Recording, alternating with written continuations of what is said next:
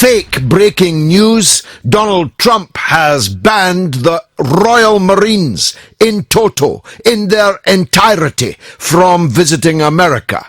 Well, he hasn't, but then he might, by the logic of his travel ban, because, hey, one of them turned out to be a terrorist. It's been quite a week in Trump Towers, which daily looks more like faulty towers. We had his press secretary talking about a massacre at Bowling Green, which never happened. We had his press secretary repeatedly fail to remember the name of the Australian Prime Minister to whom Donald Trump had been talking on the telephone, and quite a rumble, apparently. He thinks the Prime Minister of Australia's name is Mr. Trumbull. Maybe he was getting mixed up. Having said that, it does come as quite a surprise to me that an Australian politician, one of the roughest polities in the entire world, where cursing and swearing and even fisticuffs is never far from the surface, was so upset by a simple telephone call from New York. Or was it Washington? Where does Trump live? And how much are the Americans paying to maintain what is effectively a double White House? The travel ban will no doubt come up this evening. I have no problem with people in government deciding who can come into their country, but it is exceedingly stupid to blanket ban people from doing so, for it can only create a sense of grievance, and grievance is how we got here. It is grievance that deepened the swamp of hatred and of anger in Muslim countries because of the double standards and the injustice of Western countries, principal amongst them the United States of America. Now, a travel ban isn't as bad as a cruise missile. That has to be stated. Barack Obama dropped a bomb every 20 minutes, every one of the days and hours of the last 8 years. He killed thousands of people. He killed them in Yemen, indirectly, in Libya, directly, in Syria, directly. He's killing them, or was killing them, until the last moment of his presidency in many other parts of the country. He's responsible for the carnage which is unfolding right now in the Ukraine, in the eastern part of the country, in the conflict around the Donbass region. And it was Barack Obama who moved NATO's tanks and guns into the countries around Russia. And it was Hillary Clinton who was promising war and more war with Russia and with other countries. So I, of course, call for a sense of perspective, but unreservedly denounce the policy of Donald Trump of banning everybody from 7 countries from coming to the United States, not least because of the countries he rather strategically left off the list. Saudi Arabia is not on the list, and yet Saudi Arabia is the fountainhead of almost all of the terrorism in the world. It is the financier, it is the armorer, it is the ideological chief of the terrorist mentality, this extremist barbarism masquerading as Islam in the form of the ISIS and Al-Qaeda phenomenon and other organizations like them. And Egypt isn't on the travel ban. Now, that leads me to the events in Paris today. First of all, congratulations to the French security forces who stopped dead or almost dead a clear and present danger to art lovers and tourists and the kind of people that you will find any day in the beautiful surroundings of the Louvre in Paris. It was quick thinking on their part, and they dispatched the threat very efficiently, with nobody else getting hurt. If this terrorist had gotten into the museum, into the gallery, he would no doubt have slashed and stabbed as many people as he possibly could. And he had paint bombs with him, with which he presumably intended to damage the priceless treasures therein. It turns out he had only recently arrived in France. We don't know yet in what capacity, whether as a tourist or as a student or as a refugee from Dubai, although he is an Egyptian national. Neither Dubai nor Egypt are on President Trump's travel ban, and evidently not on the French travel ban either. Now, this is a real problem that we have. There is this swamp that I talk about, out of which ISIS and Al-Qaeda and other people like them are climbing, and it's better if we drain that swamp. Whilst we're draining it, we have to shoot down dead anybody who's climbed out of it with the intention of doing us harm. But instead of reducing that swamp, we are busily refilling it with new grievance, and grievance is how we got here. Now, that leads me to finger-wagging, warnings and threats. Now, today we've had two very good examples. Sir Michael Fallon, as he must now be known, though when I knew him he was plain Broughty Ferry battleship Mr. Fallon. He comes from the same town as me in Scotland, though you wouldn't know it to hear him speak. He was threatening Russia today. That is, Britain was threatening Russia today with war, with actual war, with cyber war, and with information war. He, a Tory minister, was on the BBC talking about fake news and misinformation emanating from Moscow. And he was talking about cyber warfare. Now, as far as I know, it is alleged that the Russians are quite good at cyber warfare. As far as I know, it is alleged that so good are they managed to put Donald Trump into the White House via cyber warfare. So I'm not sure it was very clever of you, Sir Michael, to be threatening the Russians with cyber warfare. What if they get a preemptive strike in first? And then there was Trump.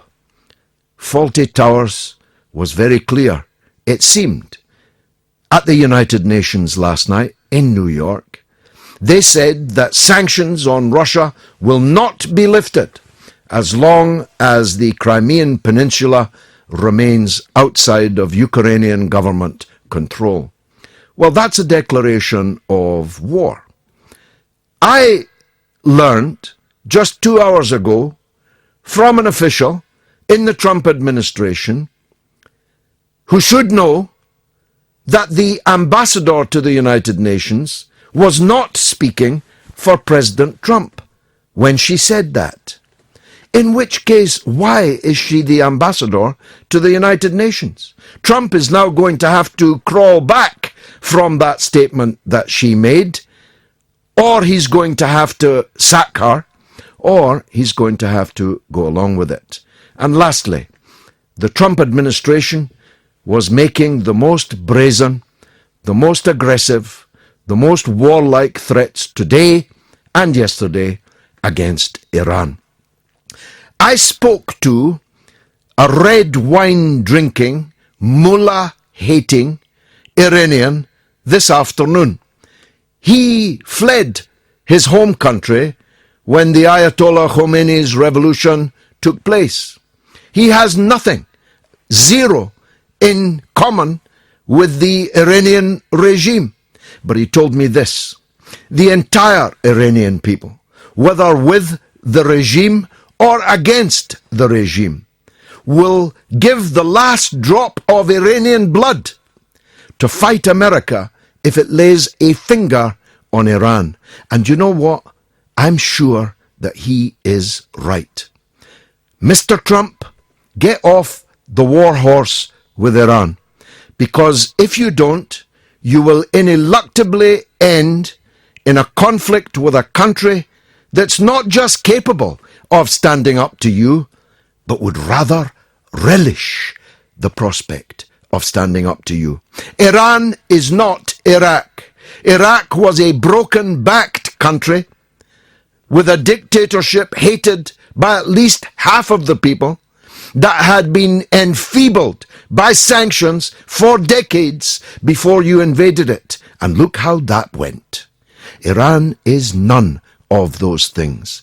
And war with Iran will not just open the gates of hell, it will be the last thing, President Trump, that you ever do in politics on this earth. I want to talk about the parliamentary shenanigans over Brexit in the House of Commons this week.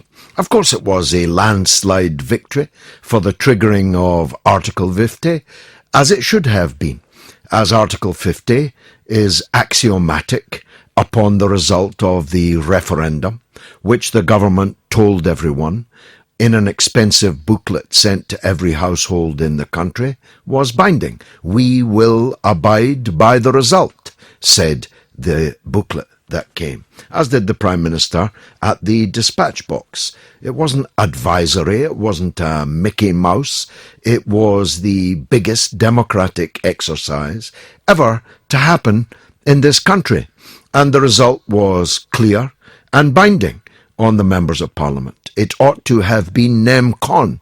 As it was, 112 members of Parliament voted against the will of the British people. And some of them were a rum crew. Let's talk about the Liberal Democrats, first of all. They are the most Europhilic, Eurofanatic of political parties. They don't want to recognise the result of the referendum, even though in 2010 Nick Clegg put out an election leaflet headed "Let's have a real referendum" on whether Britain stays or leaves the European Union. But when we actually had one, and it gave a result he didn't like, he and his successor, Tim Farron, want to sabotage it. 30% of their MPs rebelled against the leadership's line. In Labour, just under 50 Labour MPs rebelled, and one or two were absent, apparently with leave. We'll come to that in a minute. The most part, the Labour MPs were the scurvy anti-Corbyn crew, the type of people who refused to support Corbyn's three-line whip demanding an arms embargo on the aforementioned Saudi Arabia until it answered concerns raised by charities and other NGOs about their conduct of the murderous war in Yemen. You would have thought that any right-thinking person would have been in the lobby for that, but not them. They included the people who supported war after war. They included people who supported the British bombardment of Syria, for example, against the overwhelming majority of their own constituents, and then lied about their constituents' protests and demonstrations against them. One of them, for example, Stella Creasy in Walthamstow, allowed it to go around the world that people had demonstrated outside her house, frightening her children. It then turned out that the demonstration had not been outside her house, but outside her constituency office. She then allowed it to go around the world that her staff in the office had been terrified by these protesters, who were led, incidentally, by a Christian clergyman in full regalia. But it then turned out that the office was closed and there were no staff inside it when the protest took place there. That's the kind of people who are amongst the rebels against Corbyn's three-line whip. on Brexit. Another one, Mike Gapes, is usually described as the Member of Parliament for Tel Aviv, rather than for the East London constituency he nominally sits for the time being. We tried a number of these MPs who voted against the British people's will on Article 50. A number of them either didn't pick up or didn't respond to our requests for interviews. Of those who did respond, some had a legitimate reason, like the Lib Dem MP Norman Lamb, who didn't vote on Wednesday, as he has a surgery going on at the time we were hoping to talk to him. Others, however, were not so responsive. Stephen Timms, the Newham MP, said, and I quote, "I'm afraid I'm not able to take part this evening." Meg Hillier wasn't able to, as she, quote, "has a date with my daughter at the swimming pool." That's her daughter rather than mine. David Lammy, never normally shy, said, "Sorry, not doing interviews today. I'm with my kids." Mike Gapes, the aforementioned, "I will not go on to any programme with George Galloway." That's 'cause you're scared, Mike. That's 'cause you are quaking in your rather flabby boots. And Stella Creasy says, "At no point will I ever speak to that man."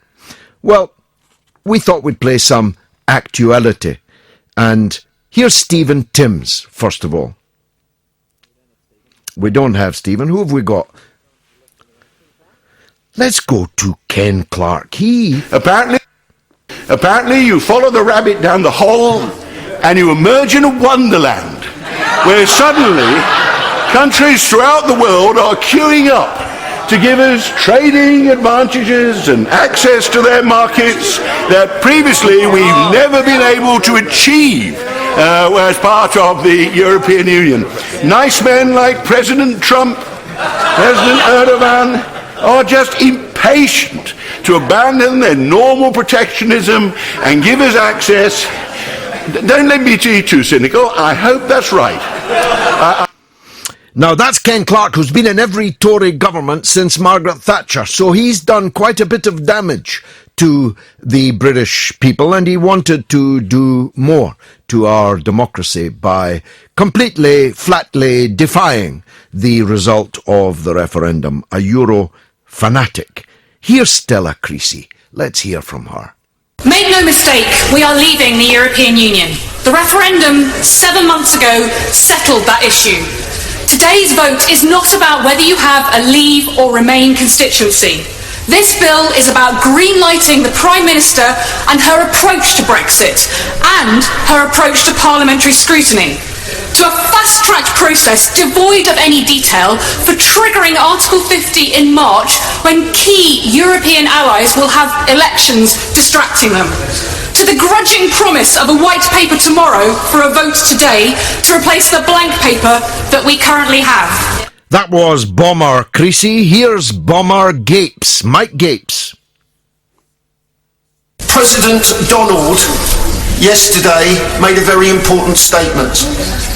President Donald Tusk, that is. Donald Tusk pointed to the threats that face Europe, the threats from Russia, the threats of change of climate, and the threats from across the Atlantic from the other Donald. I predict, if this situation had arisen before the referendum, we may have had a different result. More and more people in this country are realising that we need our European partnership. And this is not the time to be leaving the cooperation of European foreign and security policy.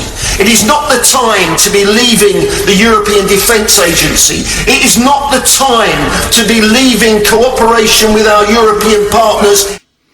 You think after 30 years in Parliament he'd be a bit better at the old oratory. A bit leaden-footed that was, a bomber Mike Gapes. And this was Diane Abbott.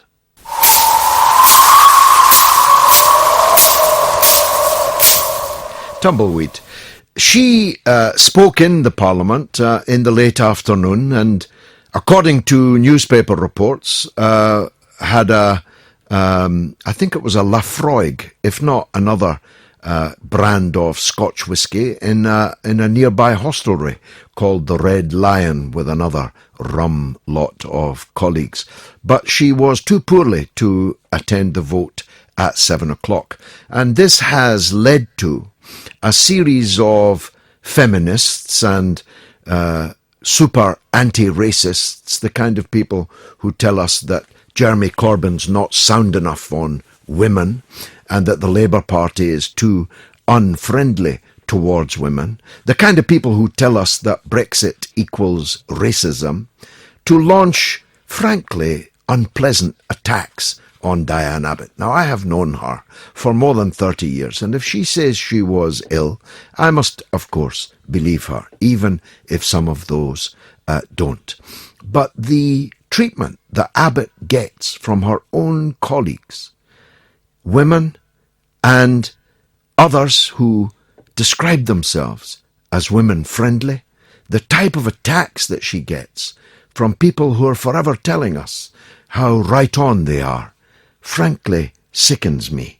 Now, she texted this evening that, unfortunately, no, she couldn't appear on the show tonight, which is a pity, because she wouldn't have found a friendlier billet to state her point of view. Maybe she's still got the Brexit flu that Andrew Neil said she had. Angela is the first on the line from Coventry on Brexit. Angela, welcome. Good evening, Mr. Galloway. Good Galloway, evening. How are you? By the grace of God, I'm good. How are you? I'm not too bad. Excellent. What it is, you know that leaflet we had 6 months ago? Yes, leaflet? the £9 million leaflet. Yeah, it got a lot of jokes anyway around here. Yeah. But we went through each detail, and something's not niggling me. But did it mention anything about Article 50? It didn't, because Article 50, as I've been saying from the hour of the referendum result, is a necessary consequence of the decision that we made. Once Parliament had decided, by a landslide majority, by the way, to have a referendum, it was axiomatic that in the event of a leave vote, Article 50 would have to be triggered, because you cannot leave without triggering Article 50. So this should have been an automatic thing, and it should have been done immediately. And the people who've tried to delay it, Angela, are really trying to scupper it. For all that they say, for all the huffing and puffing about hard Brexits, soft Brexits, customs unions, and all the rest of it, what they're trying to do is stop it by hook or by crook. Yes, I agree with you there, because we had just that one through the door, and one from the Lib Dems that got thrown in the bin, and we didn't have anything from the Leave campaign. Well, I'm not responsible for that, of course. The Leave campaign that I was a part of was not chosen by the authorities to be the official Leave campaign, so I'm afraid that responsibility lies with others. But the Leave campaign won, and they won because, for the same reasons that Donald Trump won, that people hate the political class. They hate the gang in the British Parliament. They hate the gang in the House of Lords. They hate the gang in Whitehall. They hate the gang in the mainstream media. They hate the experts that are trundled out, the pundits and the pollsters who get everything wrong. That's what happened, Angela. Yeah, because we decided to leave on the basis of wasn't on immigration, it was on something else. But I write everything down. I always write everything down. I write a lot of things down. Well, that's good. You sound like a methodical kind of person, and that's what we need. The idea that the people who voted to leave the European Union were stupid is completely insulting to 17.25 million British people. Yeah, we've been getting called thick and stupid, but I'm not thick beyond that. No, you definitely are not. Angela, thanks for the call. Let's go to Tina. It says Lewham here, but that could either be Lewisham or Newham. I'm not sure which. Go ahead, Tina. It's the People's Republic of Newham, George. Okay, thank you very declaring much. Independence. Well, okay, tell me. From the Labour Party and from the rest of the country, apparently. The two Labour MPs, Lynn Brown and Stephen Timms, have decided we're going independent. Yes, it's rather ironic, Tina, because the so-called free movement of European labour, which was an article of faith of the European Union's neoliberal economic project, so that capitalists could pick and choose from the lowest paid workers in Europe and increase their profits thereby, has been elevated into a principle of the labour movement by these two MPs that you mentioned, even though, as we both know, they represent large numbers of Asian and Afro-Caribbean people who are the first workers to suffer the consequences, because most of those, not all of them, but most of those are amongst the lowest paid people in Britain, in the most insecure jobs. And they are the people who are put out of work, or whose wages are driven down, or whose rents are driven up by the so-called free movement of labour clauses of the EU. So I found their standing in the ranks of the defiers quite hard to bear, Tina. Do you know what, George? For local Labour Party members, it's really hard, because we've got a lovely young women's councillor. We went to the theatre on Wednesday trying to do communal activities, and then we wake up to the fact that we've got to open this sore wound again. It's never been allowed to heal. We voted, the country's voted, the Labour Party's taken its position. We need them to roll up their sleeves and fight for us now. Well, they're divided. We're trying to move on.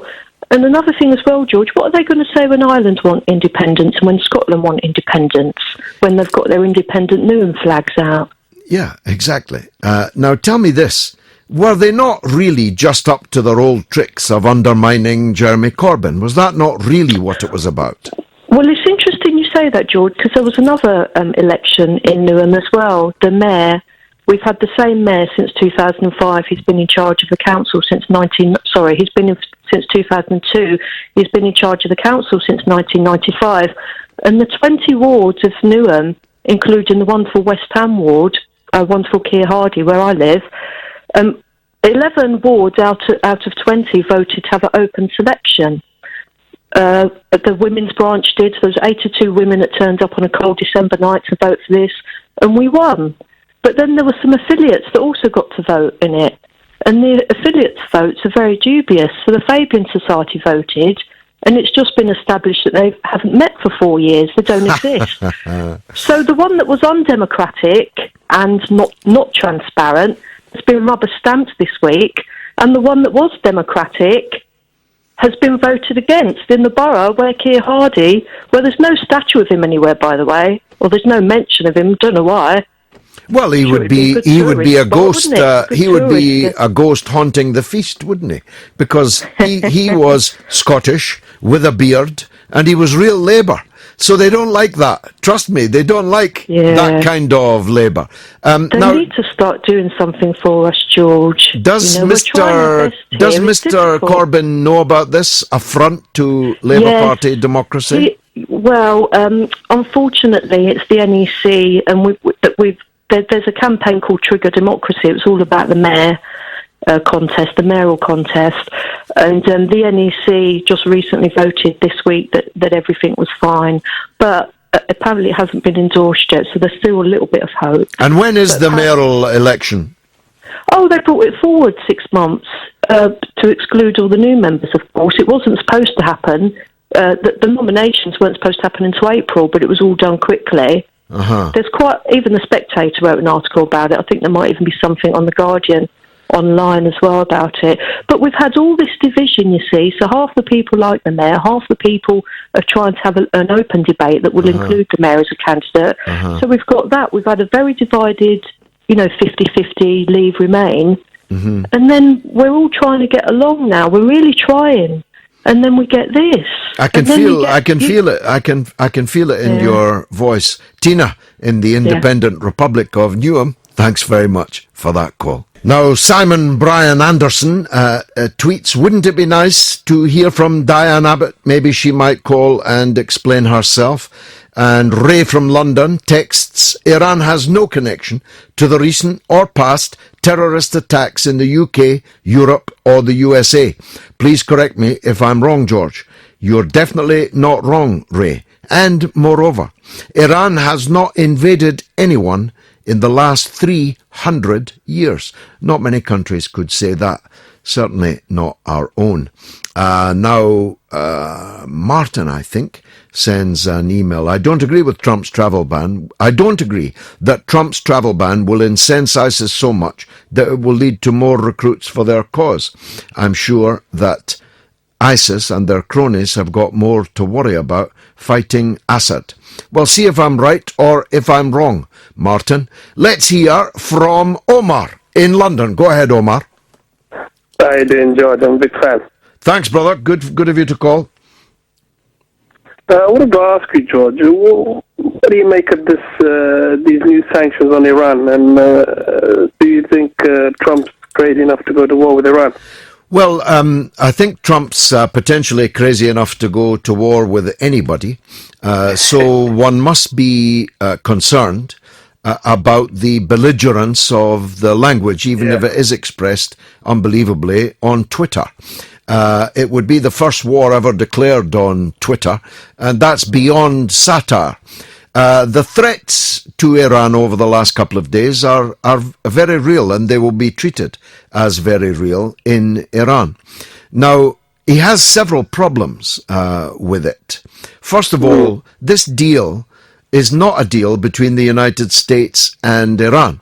It's a deal between the permanent 5 members of the Security Council plus Germany. It is the P5+1 that made the deal, and the United States cannot unilaterally break it. And secondly, it's all on the head of Iran testing a ballistic missile. But Iran is perfectly entitled to test ballistic missiles. It has broken no law. It has broken no article of the Iran nuclear deal. It has exactly the same right to possess and therefore test ballistic missiles as any other country in the world has. And it will never relinquish that. The idea... Just one question, George. Yeah, go on. I just want to ask you, Israel just announced 5,000 settlements. When do you think someone's going to put sanction on them, for all these illegal settlements? And what do you think of Obama's policy on Israel in the second term? Why do you think he didn't do nothing about the settlements? Because he wasn't up for re-election, isn't it? Because he's a coward. Exactly, he didn't have the courage to... He didn't fear the lobby. There was no need to fear them, innit? No, of course not. Now, Israel has hundreds of nuclear weapons. Iran has none. Iran is as entitled as Botswana, Burundi, Bulgaria, Britain, or the United States to possess and test ballistic missiles. It doesn't have the right, under the Non-Proliferation Treaty, to have nuclear weapons, and it has declared it has no wish to have them, and it is regularly inspected by the International Atomic Energy Agency, which gives it a clean bill of health. So Donald is barking up the wrong tree here, and as I said earlier, Iran is a huge country with a massive population, 3 times the size of Iraq's. Iran has a remarkable degree of internal cohesion, and those that hate the regime would be as willing to fight the United States as those that like the regime. The Iranians have a long and proud history and culture. They are not anybody's pushover. And if Donald Trump wants to fight Iran, it will be the end of his presidency. I promise you that. Omar, thanks for the call, and thanks for the kind words. I'm going to squeeze in Paul in Manchester. Go ahead, Paul. Hello, good evening, George. Good evening to you. Thanks for having me. Just a quick one. The ban on Muslims to the United States, well out of order. Well out of order. It's not actually a ban on Muslims, Paul. I should correct that. A billion Muslims are still free to enter the United States. It's citizens of 7 countries, who include Somalia, Libya, Syria, Iran, and others. But anyway, it's still stupid. I stand corrected. I do apologise. Okay. The other thing was, during the time of the American elections, I prophesied with my missus that if Donald Trump was elected as president of the USA, he would become the most powerful person in the world, and he would be very, very dangerous to everybody in the world. And I question the sanity of the guy.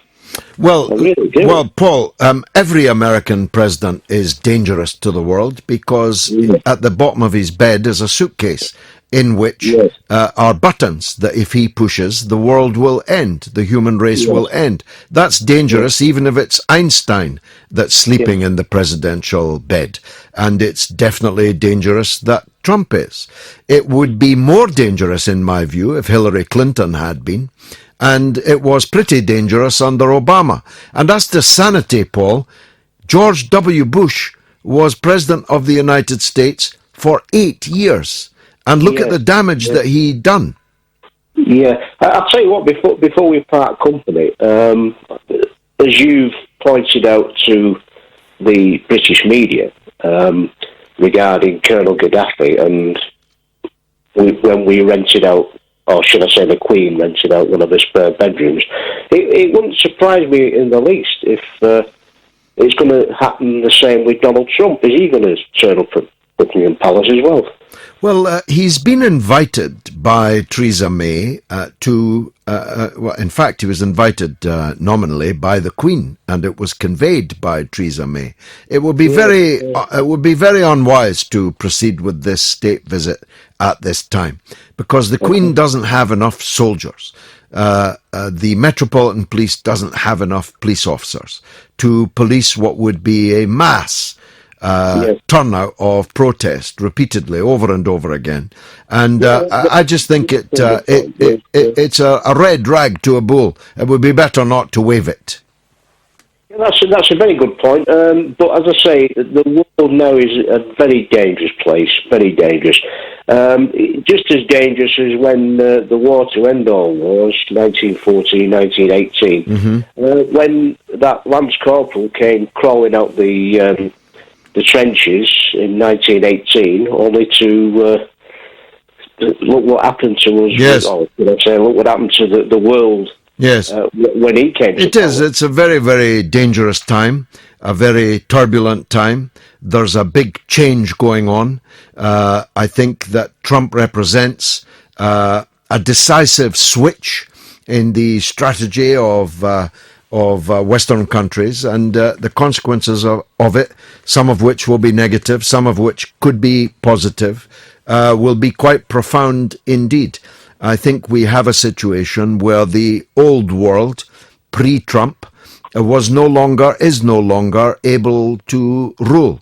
But the new world that will succeed it is struggling to be born. That's how I would characterize the current situation, Paul. And because we got Trident, we've made ourselves a target if in the event.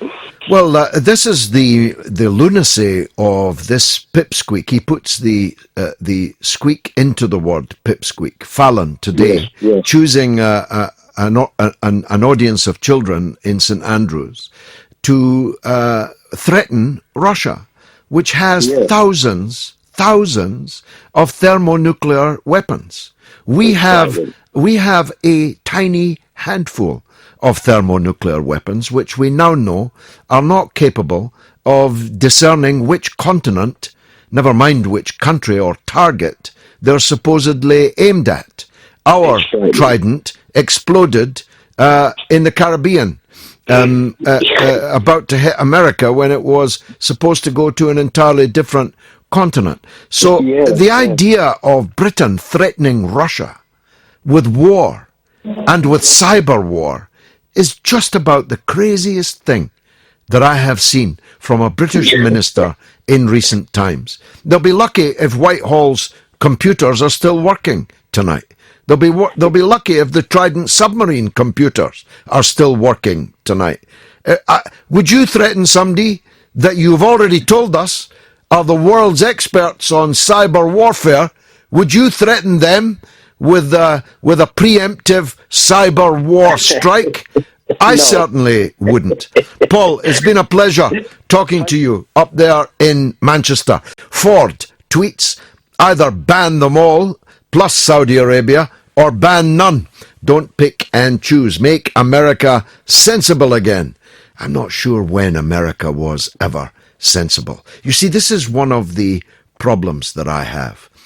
There are far too many people, including people on the left, who objectively, whether they know it or not, whether they would ever admit it or not, buy in to the idea of American exceptionalism.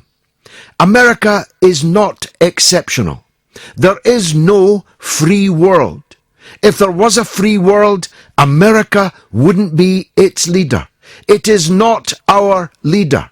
It is not our special friend, and it's definitely not our father. Get over that. And many other things hove into view. Like, for example, the controversy this week as to who's going to be the new Supreme Court Justice in the United States. I'm going to ask you something. What does that have to do with you? What is that to do with you? What is it to do with you? What the United States policy on bringing factories back from NAFTA countries back into the American heartland? It's none of your business. It's only their business. Unless you think they are your leader or your father or somehow exceptional. Now, it was an exceptional day in Paris, and the French security services acted with exceptional swiftness and accuracy and shot down, if not dead, then close to death, a man with a machete on his way into the Louvre, filled, as it always is, with art lovers, with people of culture, with tourists, innocent civilian people, whom the assailant was going to hack and stab and murder, maybe behead with a machete. That's serious. That's serious terrorism in a country that has already suffered several examples of serious terrorism over the last year or so. Simon Trundle, who's a specialist in counter-terrorism, is very kindly on the line, joining us to try and make some more sense of what happened today. Simon, thanks very much for coming on the show again. You're welcome, George. Tell me what you know, would you, about this man that was shot down today. It said he was an Egyptian. Was he a refugee? Was he a tourist? What was he? The story is not clear yet, but it doesn't appear that he was a refugee. He may have travelled in on a normal flight recently. And the issue is that he's what we would call a clean skin. He has got no background, apparently no criminal background. It's somebody who is either mentally ill and radicalised, or radicalised without being mentally ill, because the nature of his attack and arriving there at the entrance where there were four armed soldiers and declaring his intent in front of them and shouting and waving a machete, it was almost like a suicide right there and then, because when they tried to suppress him and he wouldn't give up and he struck a soldier, that's when they shot him.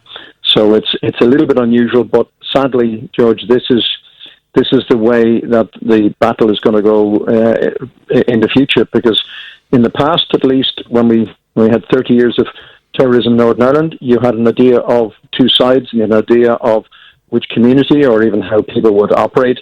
Now they can come from almost anywhere. And we're very sadly dealing with a situation in the Louvre with an individual with a machete. I mean, however brutal and bloody, the Irish Republican armed struggle was rational. It had demands that could be met, that could be negotiated. They even had code words, which weren't always used, of course, to warn the authorities so that they would know it was a real threat, so that people could be evacuated and so on. None of these things obtain with the ISIS Al-Qaeda mindset, which is irrational, which has demands, if it has programmatic demands, which are simply unnegotiable. It has no recognized authoritative leadership and no interest in negotiating with anyone. And therefore, we're in a fight to the death with them, either their death or our death.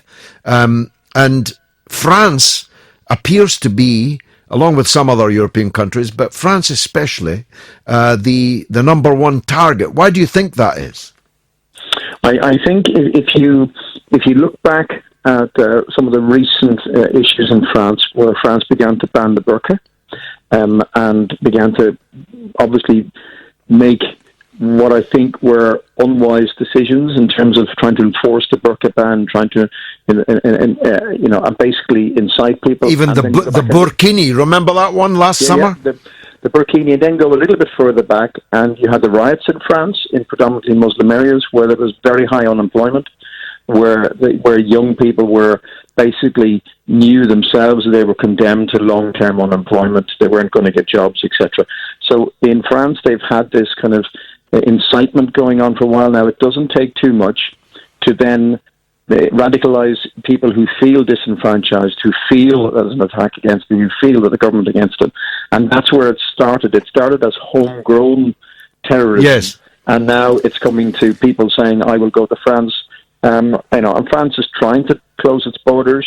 We may see a complete change in the EU free border movement because people now are getting worried about the fact that. Well, let me stop you there, Simon, because I've just got a piece of news that neither of us knew up until this point. This terrorist applied for and was given a visa, a tourist visa, to visit France at the embassy in the United Arab Emirates in October of last year. Does that make it, as it were, better or worse?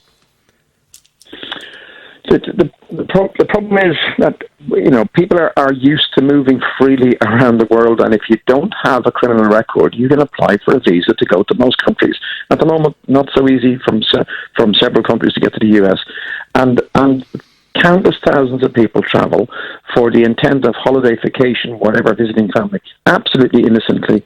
It's trying to filter out among that any indicator that the one person who's traveling or the small group of men who are traveling from different directions of the continent and the world are actually coming with intent.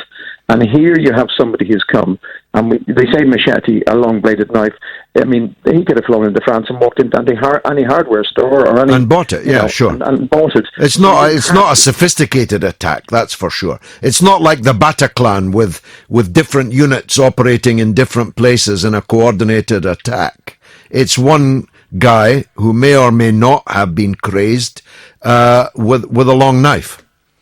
Yeah, and sadly, if you look back at Nice, it's one guy who gets hold of a truck and decides to use the truck as a weapon. You look at Berlin, that was in another level because they had to kidnap and kill the driver, capture the truck, wait for a couple of hours, and then hit the target.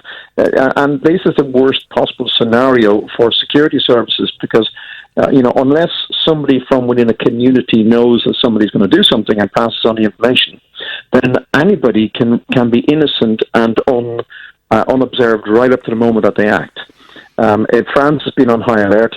The Louvre has been one of the key national assets, one of the main tourist areas, etc. And I must say, by look today, there was a concentration of armed soldiers right at that location. Whereas they're on moving patrol, there's a stress on the number of soldiers and police in the streets in France, so they don't always cover every target. Today, they will say themselves, we were extremely lucky.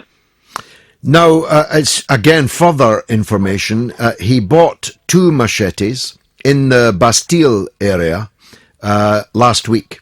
I suppose there is something you can do about people selling machetes. Not sure what the purpose in downtown Paris of 2 machetes would be. Can't think of an innocent purpose for that. So maybe there's some room for tightening up. But France is already under a state of emergency, long prolonged, isn't it?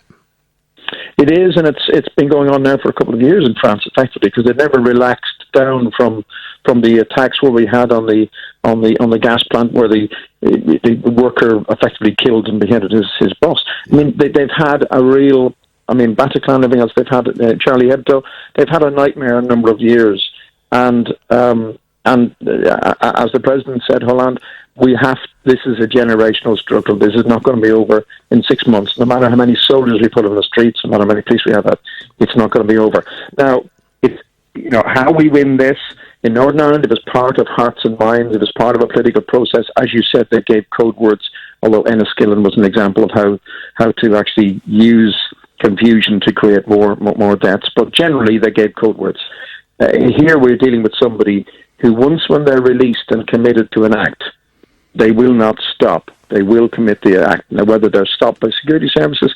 So we have to amend and we have to say, we have to go, and I spend some time going in to teach people in large organizations or in large public areas and constantly say the most common sense thing, which is if you hear something and it sounds out of the normal, do not go towards it. Go away from it immediately. Do not pull out your iPhone to video it.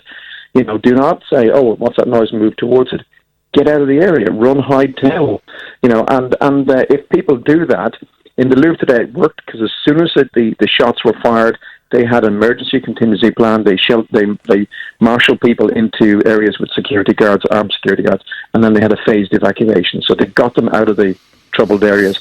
And sadly, that's the way we're going to learn to be in countries like France and other countries where there's a high terrorism threat. Well, it's a generational struggle that isn't going to be led by Hollande, Mr. 4%. The likelihood is that the far-right presidential candidate, Marine Le Pen, will have been strengthened by today's events. Yes, because they will again point to, the far-right will point to the foreigner being the problem. And I don't agree with their politics, but they've certainly got some momentum now in France, because they can point to the fact that it's the foreigners, without saying Muslim, but it's the foreigners that are bringing us problems. Mm-hmm. Years ago we had, again in France, they had the Algerian terrorism issue because of their actions in Algeria. We had the Irish terrorism in Bishopsgate, in Manchester, in South Key. We had the bombings. We had Hammersmith bombings. We had a lot of that because it was perceived to be because of our actions in Northern Ireland.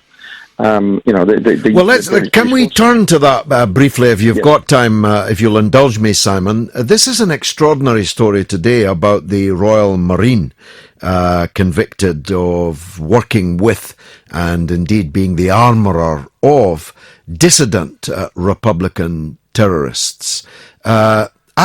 Frankly, I found it mind-bending that a Catholic made it into the Royal Marines in the first place, and that having taken the Queen's shilling in the Royal Marines, he was actually working as an agent of the dissident IRA factions. That, judging by your accent, I'm guessing you were a bit surprised by that too.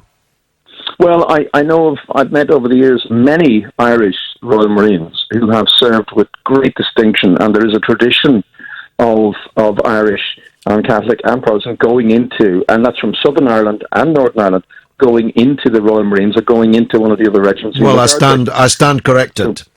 But on this instance, with this individual, when I was looking at it, and I'd heard of this when he was arrested a number of months ago, several key concerns. One was that up to 12 hides were under his control, meaning that he had prepared 12 locations, several in Northern Ireland, but several on mainland UK, where he was temporarily in the UK storing the explosives and weapons to get them to Northern Ireland.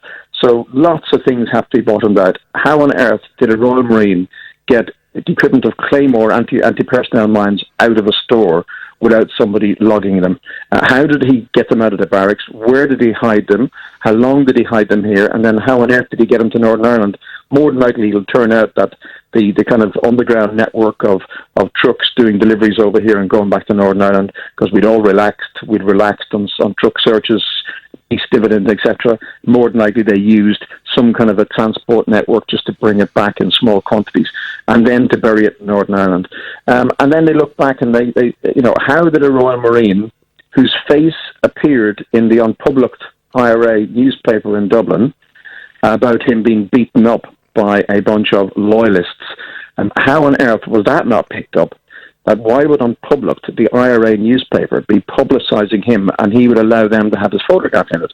So there's lots of things here which just do not make sense. The Sinn Féin is the Sinn Féin paper, I should point out. Yeah. But because he pleaded guilty, there's obviously no trial. Will that mean, Simon, that there'll be a lot of the very legitimate questions you raised there that we'll never know the answer to? Oh no, the investigation will happen. He's pleaded guilty and he's been very cooperative, and in fact, he has basically told everything about how he was involved, what he was involved with, where he, without his help, the hides would not have been, the full total of hides wouldn't have been found. So he's clearly repentant, and he's decided, right, game's up, I'm going to come clean. The issue now is it's the others who were associated with him, so there will be more arrests, hopefully, in time for those who were encouraging him. I would say, if you look back, you'd probably find that he began to become, quote, radicalised again. He's in the Royal Marines. I don't think he joined them with the purpose of actually becoming an underground terrorist weapons supplier to Northern Ireland, but some things could have happened, whether it was the assault or it was a beating up. Something would have changed his mindset. Because you'll find that up until this time, his service record was good, his commitment to the Marines was good, and now it comes as a shock to many. But we're dealing with people in Northern Ireland, as you know, who wish to continue the armed struggle because they do not believe that any political settlement which involves Stormont and people wearing suits, but not a united Ireland, is in any way the goal that they want to go for. Simon, it's fascinating always to hear you and talk to you. Thanks very much for joining us. Simon Trundle, specialist in counter-terrorism. This is the mother of all talk shows. Charlie, welcome. Hello. Hi. Hi, I'm 17 and I listen to your show every week. Thank you. I'd like to make 2 points if I could. Sure, go ahead. I'm a live supporter of Jeremy Corbyn. Are you out in the wind somewhere or underwater, Charlie? I could get signal inside. All right, okay. Sorry. I don't think we can continue. It's too noisy. Try and go somewhere where the wind's not so strong, will you please? Let's go to Stephen in North London. Go ahead, Stephen. Oh, hi, George. Actually, Hi. it's Welland Garden City, but no matter. All right, I beg your pardon. No, this is my second time I've got through to you, so pleasure to speak to you again. Thank you. I was going to ask you, could you explain to the listeners about this three-line whip business? Because I was always under the impression, you've been a parliamentarian for many years for Scottish and English constituencies, and so you know the rules, and most of us are not parliamentarians. Okay. But I was under the impression that to break a three-line whip was petrifying for an MP. It's petrifying for most MPs, Stephen. It was never petrifying for me. I broke many three-line whips on important issues like war or like the introduction of university tuition fees, for example. And I well recall the current Chief Whip, Nick Brown, standing on the steps haranguing me, browbeating me against going into the lobby to break a three-line whip and vote against the introduction of tuition fees for students. And I'm not easily frightened, as you probably already know. But for most MPs who are ambitious, it is a very big step indeed to break a three-line whip, which means that unless you have permission to be absent, you must be present and you must vote for the party's line, the party's motion or the party's amendment. And if you don't, then a disciplinary process will begin. And either your prospects of promotion will be blighted, or you'll be punished in some other way. And therefore it's quite serious. And you only do it if you have no ambition, or principle is more important than ambition to you, or because your conscience dictates it. And there are occasions where that happens. On abortion, for example, is a matter of conscience in Parliament, and nobody ever attempts to browbeat you on a matter like that, a matter of religious and moral significance. But in the ordinary run of things, you would definitely be expected to vote for a three-line whip, and you'd be in trouble if you didn't. But you see, George, if Jeremy Corbyn issues three-line whips, and quite a number, I mean, it's not just the odd one or two who are a bit unwell and don't turn up or they abstain. I mean, 40-odd, wasn't it? Nearly 50. Yeah, 47. Yeah, they defied him. So what's he going to... I mean, it doesn't bode well for the Labour Party, because as a voter, we'll be thinking, well, if he's got a programme to be elected... Well, that's right. And then maybe a third of his MPs are going to be stroppy and say, well, no, we're not going to go along with that. Why should we vote for his party? I mean, he's got to be a disciplinarian, surely, at some point. Do you see what I mean? Yeah, I absolutely see what you mean. All I can say is this is an improvement, because 80% of the MPs voted no confidence in Jeremy Corbyn just last year. And 100 Labour MPs broke the three-line whip on Saudi Arabian armed sales just a couple of months ago. So I suppose on the basis that the only way is up from that, you could say that only 47 Labour MPs broke the whip on this occasion. And some of them did so as a matter of conscience, knowing that it will likely mean that their seats can be lost at the next general election. I'm thinking of the woman Mary Cray in Wakefield, for example, or Chris Bryant in the Rhondda, both of which voted by enormous majorities to leave the European Union, but their MPs defied them, which is fine, but you have to pay the political price for it, Stephen.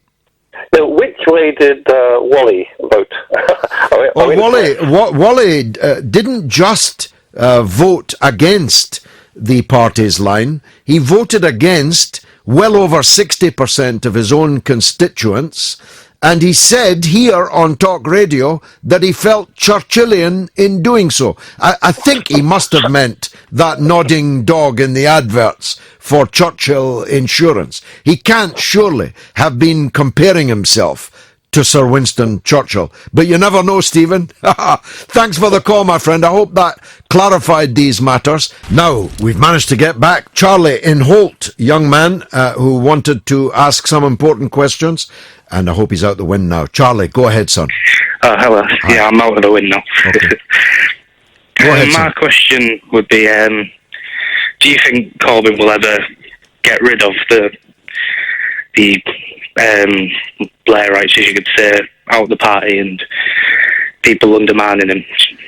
I'm afraid I don't, Charlie, and I might have made this point to Stephen if I had had time in the last call. If you've got 80% of your MPs against their leader and you don't change the MPs, then people are going to be voting for you as Prime Minister with a programme, a manifesto, which you have absolutely no guarantee that 80% or any percent of your members of Parliament are going to support if and when you are elected. So it's a very serious problem. And Jeremy Corbyn hasn't shown me any sign at all that he has a plan, let alone the ability to implement that plan, to change the MPs. Do you follow me? He's definitely got to be tougher. 100%. Well, if I were in his position and wanted to do things that the Blairite majority on the national executive of the party stopped me from doing, I would tell everybody. I would call a big rally and I'd say, I want to do this, that and the next thing but the Blairites in control of the NEC will not allow me to do so. And therefore, I'm calling a special conference of the Labour Party to elect a new national executive in line with the wishes of the vast majority of party members who elected me as leader. I just wouldn't sit like Buddha, allowing all these bad things to happen without telling anyone that they're doing it and without backing the people who are the victims of it. Let me give you an example. Scores of thousands of people, almost 100,000 people, were banned from voting in the recent Labour leadership election by completely bogus devices, fake deadlines imposed ex post facto, people suspended, expelled for retweeting the Green Party on Twitter, and so on. And most of those are still out. Ken Livingstone's still out. I'm still out. So now the reason why is because the National Executive will not do what Corbyn wants them to do. Well, why not say so? Why not go out and tell everybody that? Why not proactively seek to change the National Executive with a landslide, with a big political movement in the country to do so? That's what I would do if I was the leader, Charlie. Yeah, I completely agree. And I used to make excuses for him, but he's definitely had enough time, and he needs to get... Well, I think we're running out of time, Charlie, because my guess is that Theresa May will call a general election towards the end, if not at the end, of this 2-year process which has now started. I don't think we're talking about 2020.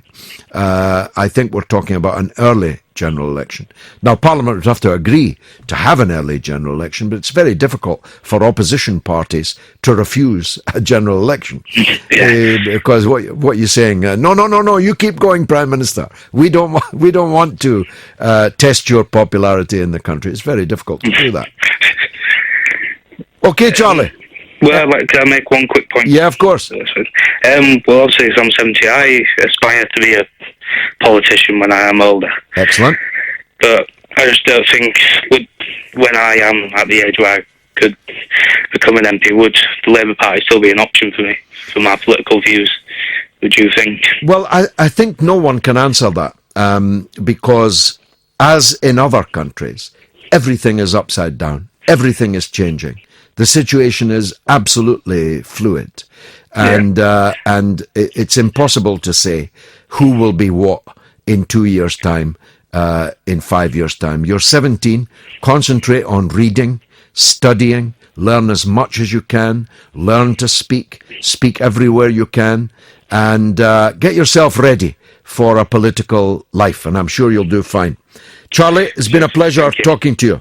Thanks for that. Let's talk to the legend that is Damien in Brighton. Go ahead, Damien. Good evening, George. Hi. George, I'd like to make 2 brief points, one about the EU referendum result and one about trust in politicians. And just very briefly picking up, I thought you made an excellent point about having a clear out on the NEC. Of course, it's not the only executive committee that counts in the Labour Party. The membership have been mobilising on the CLP executive committees. Well, not least in Brighton, where you were subject to the full panoply of fake news, fake allegations, and so on. Exactly, George. And whilst it might not be possible to get rid of every Blairite in the party, we can certainly thin them out to the degree that they can't block the implementation of the policy platform of Labour government. George, so if we turn to the referendum results, so 52% of voters voted to leave. Yep.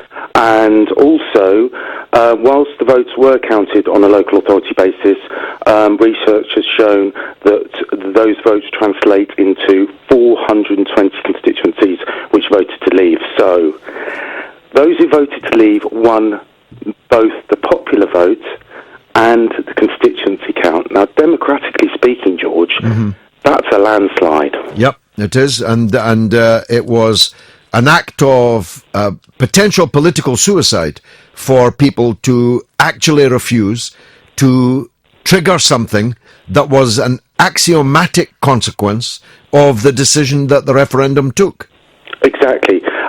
Now, that kind of brings me on to my second point about trust in politicians, George. Now, the people have spoken, and their voice has been heard very, very clearly indeed. Now, as you well know, as having been a long-standing parliamentarian, George, government is a matter of trust. Yeah. And there's something that's been very illustrative that's come out of this Article 50 vote. Jeremy Corbyn promised the country that Labour would honour the referendum result. Yep. And he's been as good as his word. He delivered. He absolutely delivered. I congratulate him for that. That's right. Now, that's a very important thing that's happened because, of course, New Labour lost the trust of the public. And Jeremy Corbyn is proving that Labour is worthy of the public's trust again, and that's the first step that you need to get back into government, George. So if we move from Jeremy Corbyn regaining the trust of the public for Labour, and let's look at the rebel Labour MPs. Yeah. Now, whilst Mr Corbyn has been honouring his promise to the electorate, there's a group of hardcore plotters in the Labour Party who are highly publicising on all media platforms a completely contradictory message at the same time. Now, considering the results of the referendum, these people are electorally toxic, George, toxic. And I think their motivations are twofold. I'm not going to lump them all in the same group because some of them did vote with their conscience, and I accept that. But there is a hardcore group who voted purely to save their own skins at the expense of the Labour Party, and also to continue this coup against the leader of the Labourship Party, George. Which brings us back to what you were saying during the last call, how to deal with these people. And if it were me, I'd expel them, but obviously you can't because there was a large number of people, there was 49, and some of them had valid reasons, some of them didn't, so that's not an avenue that we can go down. Well, I think it should have been, as half an Irishman, I'm entitled to say as the Irishman when asked for directions, apocryphally did, I wouldn't have started from here. If I had been in charge of the Labour Party, I would have declared the referendum a free vote. I would have said, as Mr Wilson did, that people can go their own way because this is a big issue of principle for many people. And if I had been the leader of the Labour Party, I would have been the leader of the Brexit campaign. And the Brexit campaign won. And if I were the leader, I'd therefore be expecting Labour to pick up the electoral dividend for having led the Brexit campaign. But if there was going to be disciplinary action, it should have been taken on the Saudi arms vote. That was the best possible issue on which to discipline these people. You were talking about the medieval barbarism of Saudi Arabia, the slaughter in Yemen, the misogynistic, homophobic, corrupt, foul Saudi dictatorship, and the British arms industry selling them weapons. That would have been the best issue. And you could have got 100 of them, 100 of them on that issue. Damien, I have to go. Thank you. Unfortunately. Speaking of Jeremy Corbyn and speaking of France, don't forget that the French Socialist Party has just chosen France's Jeremy Corbyn, Benoit Hamon, as their candidate in the upcoming presidential election. And given the crashing and burning of the mainstream conservative, François Fillon, in a major, massive financial scandal, there's a real chance that Hamon, for the left, could be contesting with Vichy Le Pen, the candidate of the National Front, for the presidency of France. And there's a chance that he could beat her. And therefore, we might have a Jeremy Corbyn in the Élysée in Paris and a Jeremy Corbyn in Downing Street in London. Wouldn't that be a fine turn-up for the books? Here's Adam in Nottingham on Russia. Go ahead, Adam. Hello, George. How are you tonight? I'm good, thanks. I'm on fire. Good. That's what we like to hear, George. Good. This business with Russia being the big bogeyman, I'm incensed by it, George. I find it utterly unbelievable. We've been goading and badgering Russia ever since the collapse of the Soviet Union in 1991. Well, the first period, Adam, just to be accurate, as soon as the Soviet Union collapsed and the drunken oaf Yeltsin was in, we liked Russia because we could we could pick its pocket. We could steal everything from it, and the oligarchs could make off with all of Russia's national wealth.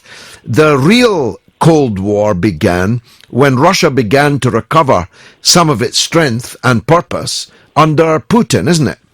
That's absolutely right, George, and Putin is portrayed as this wild man. Turkey shoot down a Russian jet and kill a Russian serviceman, and Russia responds in a very measured way by applying sanctions. You've got John McCain who flies to Kiev and incites a coup. I mean, what do we expect Russia to do? Do we expect Russia to say, well, it's fine if Ukraine joins NATO? As you know, if Ukraine were to join NATO, not only would it border Russia to the north, it would border it to the east. So, in effect, NATO would actually have a base inside the Russian Federation itself. I mean, this is massive provocation. Russia also had to watch its ambassador to Turkey being assassinated live on television, with nobody raising a hand to protect him. And still they responded diplomatically and with a sense of strategic purpose. But you're absolutely correct. And this breaks the agreement that was made on the collapse of the Soviet Union.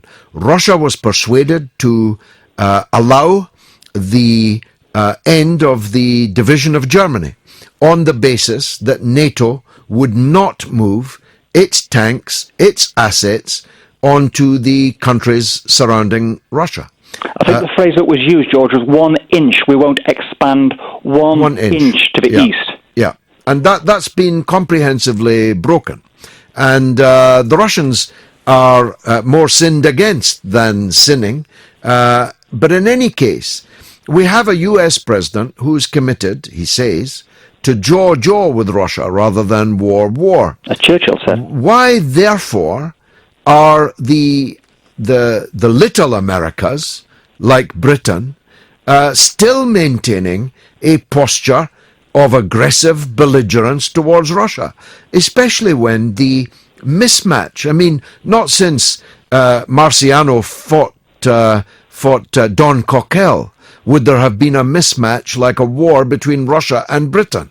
And yet the British minister today was effectively threatening Russia in front of an audience of students, probably under instruction not to speak back in any case.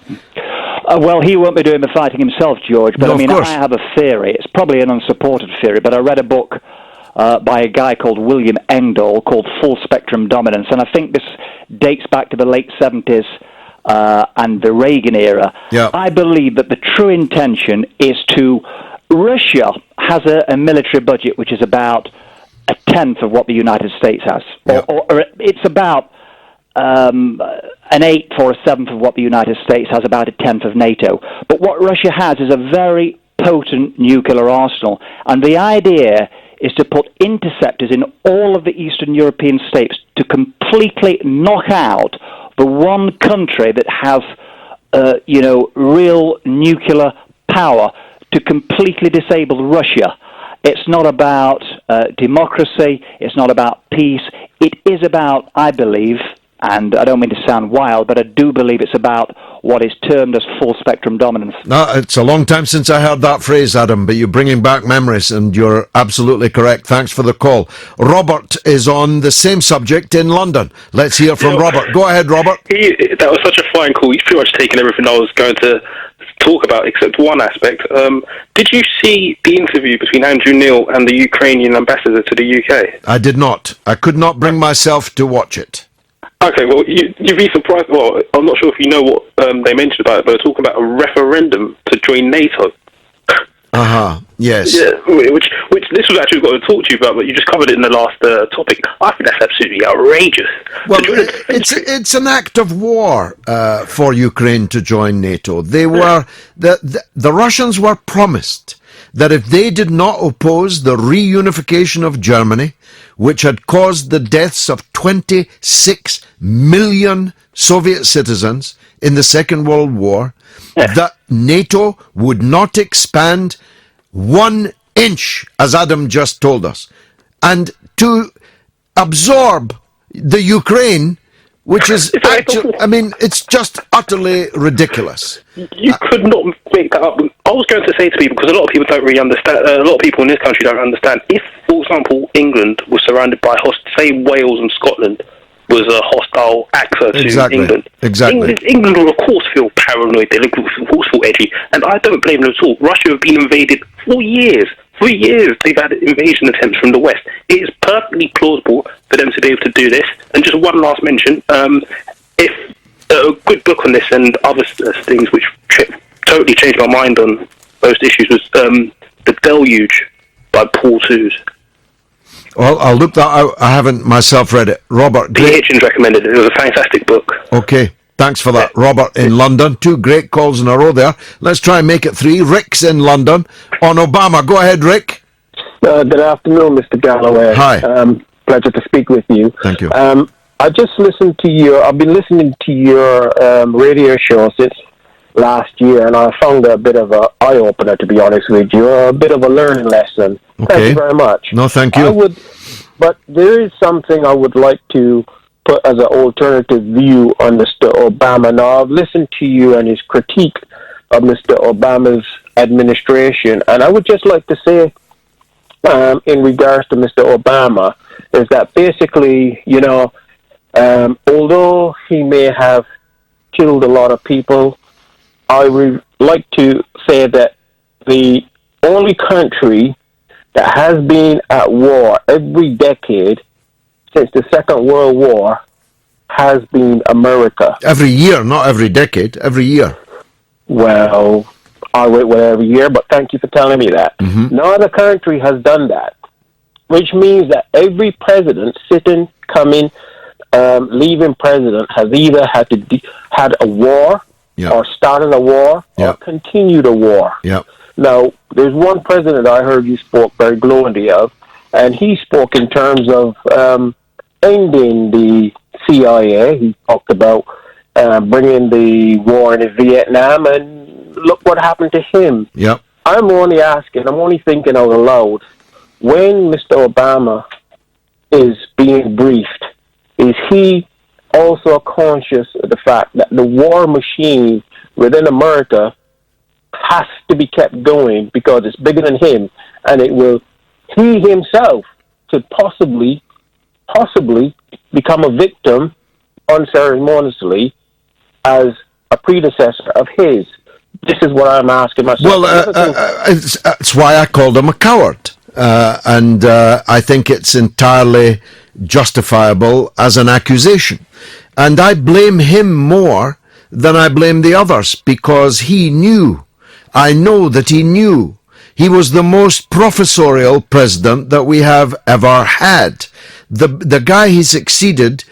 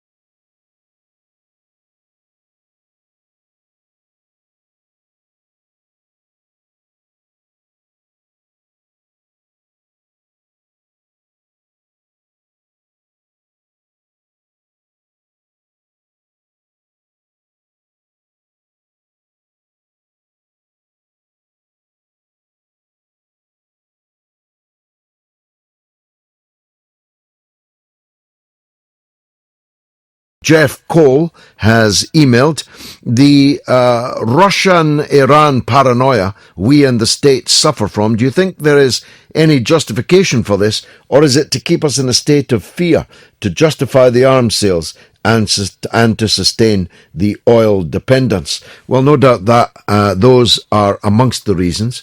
Ragnar Fernandez says the US have wanted to invade Iran for years. It has oil power over the US, petrodollar, and is too friendly with Russia, and has also, by the way, just cancelled the use of dollars in its economy. And an SMS, hi George, you keep telling us about the negative parts of Mr. Trump. Is there anything positive to say about him, or to praise him for doing it? Or is everything he does is doom for us all? Thank you, said Big Al. Well, Big Al, you've not been listening carefully enough. You've not been reading carefully enough. If Trump makes peace with Russia and joins with Russia in crushing ISIS and Al-Qaeda in the Levant and in Iraq, he'll be doing a good thing. If Trump scraps the NAFTA and the TPP, as he's already said he will scrap, and return industrial jobs to America, then he'll be doing a good thing. If Trump, as he said he would, paves the United States with new infrastructure to replace the broken and the diminished infrastructure of that country, he'll be doing a good thing. If he keeps out of other people's affairs, he'll be doing a good thing.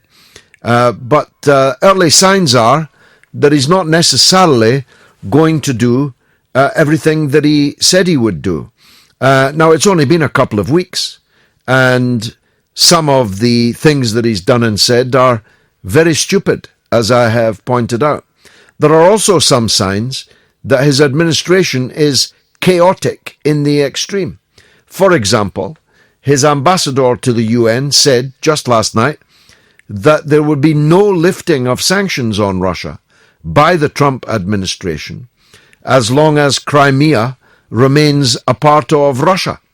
Well, as that is never going to change, then that means there will be no lifting of sanctions of Russia by the United States, which is an act of war and in complete contradiction to what he said in the course of the presidential campaign. However, I learned this afternoon from someone who should know that actually what she said last night in the United Nations is not actually the policy of the government that she's supposed to be representing.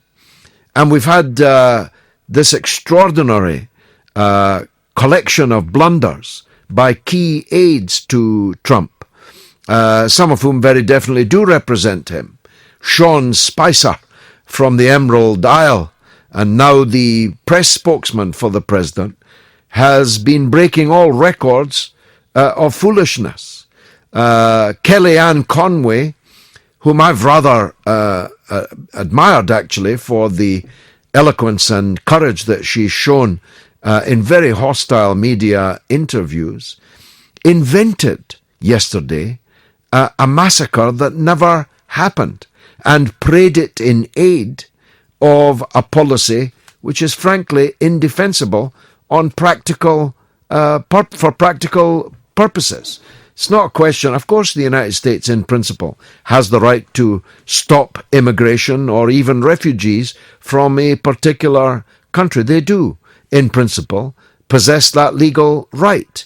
But whether something is legally right and whether it is wise and sensible are two different things.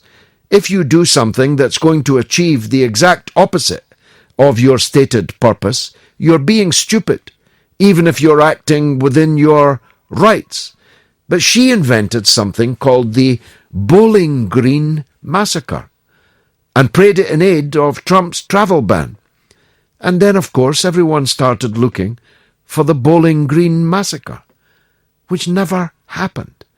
It's from the Chronicles of Narnia. It's from Harry Potter. It's fictional. She made it up.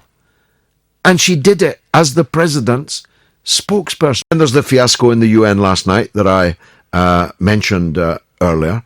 And then there's the Bowling Green massacre. What am I going to have to talk to about to John Le Boutillier, our sage, the former congressman and now broadcaster, who helps us through these matters? John, it's not going all that well. Well, it's a mixed bag, George, because Republicans think it's going very well, and they like Trump. Everybody else can't stand Trump. Independents and Democrats, by huge majorities, disapprove of everything he's doing. But the Republican base, 8 out of 10, like what he's doing. And as long as they stick with him, the Republican Congress is going to be forced to stick with him. This is the tricky situation at the moment. Until Trump's Republican base, the voters that voted for him, until some of them start breaking away from Trump, he can continue on this path. Well, he has a mandate for certain things. That's true.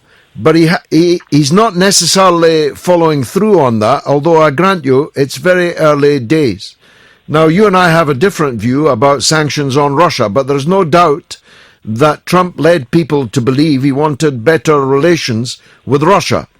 But the ambassador in the UN last night kept the dial exactly where it was in terms of relations with Russia.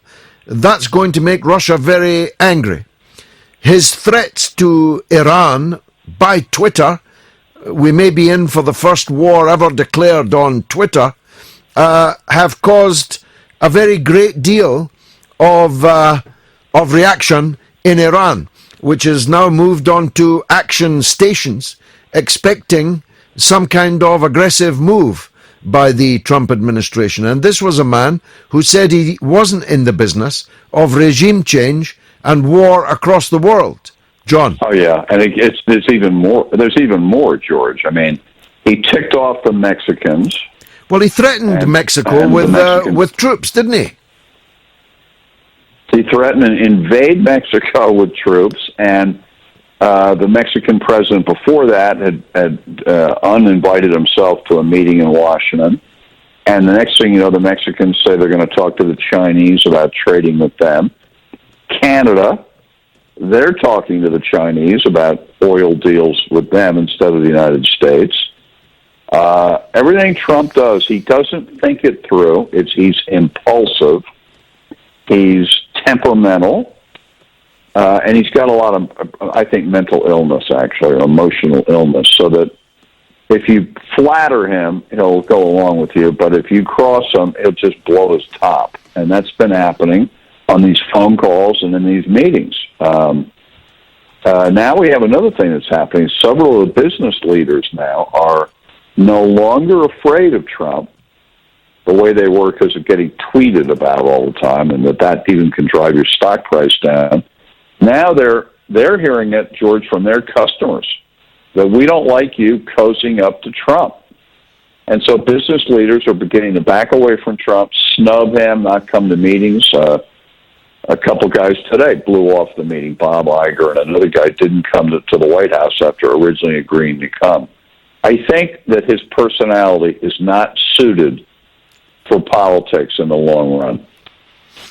Well, what's this latest executive order? I thought he was throwing these executive orders out like confetti, but I discovered an hour or two ago that actually this far into the presidency, Obama signed more executive orders than Trump has. So I have to exculpate him for that. But the latest one, I've got it in front of me, but you can help me make sense of it, is the Dodd-Frank financial regulations being watered down by executive order. Can you help us through that, John? Yeah, a little bit. It came about after the financial meltdown of 2007 and 2008, and the Democrats won the House and Senate and the presidency with Obama, and one of the first things they addressed in 2009 was the looseness of the banking regulations that allowed these banks to get into those subprime mortgages and credit fault swaps that blew the economy up. And they try to tighten up regulations of banks to separate commercial banking from investment banking, and put in something called the Volcker rule, named after Paul Volcker. And this stuff is all seen as keeping our economy from teetering over the edge. And now Trump wants to loosen a lot of that up. And I don't know that Congress will. I think they'll do some of it, but I think it's a mistake, actually, George. But I don't think that the homily, the bank regulations haven't hurt. Yeah, the homily he delivered in support of his executive order was, it was like an episode of The Simpsons. He said, some of my friends have got nice businesses and they can't borrow money, so I'm going to issue this executive order. It is almost imbecile behavior, it seems to me. It's imbecilic behavior, and it's an electorate that doesn't know what any of that stuff's about. And I don't think they want my guess is if you explain it to the American people or the English people, same thing, which is the idea of a few banks controlling 60% of the banking assets in America and deciding all these things is dangerous stuff. This will only make it worse. This will allow fewer banks to control more of the assets. And the little guy will never get anywhere, and the big guy will have more power. And I don't think that's what he was elected to do, but he's going to do it. Although this has to really be changed by legislation by the House and Senate, not by executive order. Let me just ask a last question, if you're able to help us with it. There's a lot of talk over here, a lot of fear over here about the power of this fellow Bannon, the right-wing hack from Breitbart News. People say he's the president's brain. Is there any cause for anxiety, for fear on that? A lot, George. That in the first 2 weeks, this guy has populated the White House with his people. He's manipulated himself onto the National Security Council as a voting member of it, and arranged for the, in effect, demotion of the chairman of the Joint Chiefs of Staff, our top military officer, and the chief of national intelligence, our top intelligence officer.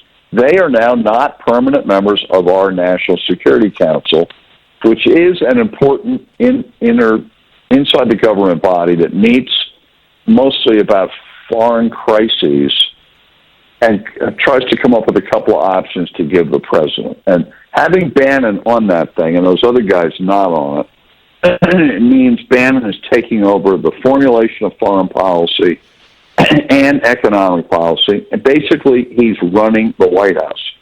And the surprise that people have is that this was not expected to happen, that everyone thought his son-in-law, Jared Kushner, and his daughter Ivanka, who's married to Jared, would be the major domos behind the scenes in the White House. In fact, Jared Kushner got the office closest to the Oval Office, where Trump is, in order to keep his eye on Trump. Bannon is farther down the hall, but he's got some hold on Trump right now. Trump really goes for Bannon, there's no doubt about it. Well, we'll keep a watching eye on this, John, and thanks for joining us. As always, fascinating to hear your perspective. That was John Le Boutillier, former congressman and all-round sage. Now, we had a caller earlier who was 17 years old and wants to go into politics and is a regular and happy listener of the show. I've now got a caller on the line from Runcorn in Cheshire, Alessio, who's 8 years old and has a serious question. So we just have to go to young Alessio. Thank you very much indeed for calling, son. What would you like to ask? I'd like to talk about Theresa May and Donald Trump. Okay, go on. Meeting. Go on. My point would be that the way we've left, the UK has left the European Union is poor because we didn't have a plan to leave in it, and we've already made one mistake. Well, I don't agree with that, or at least your mum and dad know, but it's definitely true that there were some comic moments in Theresa May's visit to Donald Trump, not least when she was holding his hand in the Rose Garden. And I wondered if it was over intimacy, especially with Trump's reputation, if she oughtn't to be keeping her distance from him. But it turned out she was holding his hand because he's scared of the stairs. Are you scared of stairs? No. Well, there you go. You're stronger than the President of the United States of America. He apparently is terrified of stairs. So, in order to defend ourselves from him, we're all going to have to build lots of stairs. Never mind walls, we'll have to build stairs. Now, it must be your bedtime, Alessio. No, not yet. Oh, do you regularly listen to the show? Yeah, my mum loves it. She watches it every week. How fantastic. It's fantastic that you called up, and even though I didn't agree with your question, it was a very good one. Thanks very much for joining us on the mother of all talk shows. An 8-year-old caller from Runcorn, out of the mouths of babes. Simon is on the line. He's not a babe. He's in London, though. Go ahead, Simon. Good evening, George. Good evening to you. I have a couple of questions for you. First one, are you familiar with the Oded Yinon plan? Yes, I am. Okay. What I see is that plan being executed over the past 6 to 8 years, and people haven't realized what's been going on. I don't know if you've connected the dots, but Libya was a very strong voice against Israel, and it tried to galvanize the Arab world against the Zionist entity. And what we saw is practically Libya being broken up into 3 factional states that are continuously at war with each other, which was stated in the Oded Yinon plan. If you have a state that's opposing you, cause chaos and then break them apart. But bringing it closer to home, it's what's happened in Syria. People believe it was just about pipelines and civil strife between the Shia and the Sunni, but there's a greater plan that's afoot, and that is the creation of a Kurdish independent state, which is very friendly with the state of Israel. The plan is obviously to take parts of northern Syria, to take parts of southern Turkey, to take parts of Iraq, which is practically disintegrated already, and finally to take the Kurds in western Iran. And what the aim is to have a country slap bang in the middle of the Arab states, which are antagonistic to Israel, and to have that Kurdish entity be controlled by the state of Israel to cause chaos wherever it may arise. Well, I don't know where to start with that, so I'm going to have to start with the bit that's going to be hardest for you to bear. Libya never lifted a hand against Israel. Libya made peace with the West. They scrapped their weapons. They brought in the likes of Tony Blair to rob their economy.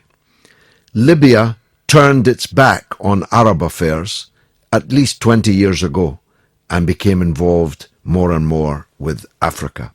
Yep. I cannot allow you to imply that Libya was destroyed because it was any kind of threat or enemy of Israel. No, stop. I'm speaking now. Any kind of threat to Israel. Secondly, the Kurdish people have as much right to a country as any other people. There are at least 45 million Kurdish people whose rights should have been recognized at the end of the First World War in the Treaty of Versailles, and they should have had a country already. There are Kurdish populations of huge proportions in the countries that you mentioned. All of them have, from time to time, paradoxically, the least in Iraq, have been suppressed, and their suppression has been supported tacitly by Western countries most of the time. The Kurdish question has been picked up and put back on the shelf many, many times by all the big powers. But I am absolutely resolute in saying this. Kurdish rights of self-determination must be recognized.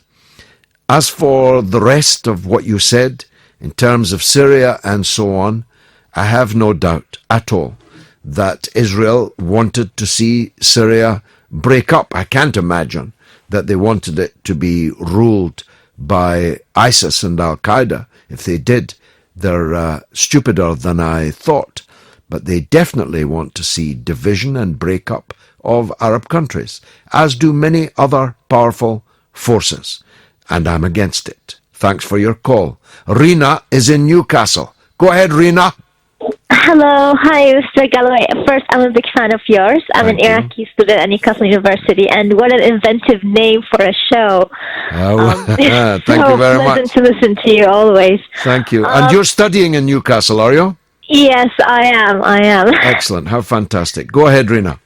I was going to comment on a point you made earlier regarding President Obama's policies in the Middle East, and because it's a point I want to agree with, the fact that we never had a policy change in the Middle East. All we had was President Obama's change of party name, but there wasn't an actual change of presidents. He wasn't an actual change from President Bush's policies in the Middle East. Even though Bush ran the United States into the ground, the economy was on the floor. The United States was mired in deeply unpopular, losing wars. Obama had every chance to completely transform it, but didn't take it. Yes, exactly. And I was wondering, would you see Trump, despite how horrible and unpractical many of his policies are regarding banning migration or any of his stances within the United States, do you see some of his protectionism is sort of going to result in a non-interventionist policy in the Middle East? Yes. Finally, what we finally want, or I do. Or is it gonna be aggressive? I do. That's why I said at the time that I was not happy that Trump was the president, but I'm very happy that Hillary Clinton is not the president, because her policy of regime change, invasion, occupation, and confrontation with Russia was a mushroom cloud waiting to happen. Now, there is a big question mark on whether Trump is going to do what he said. But what he said was good. He said he was out of the regime change business. He said that America would not be invading other people's countries.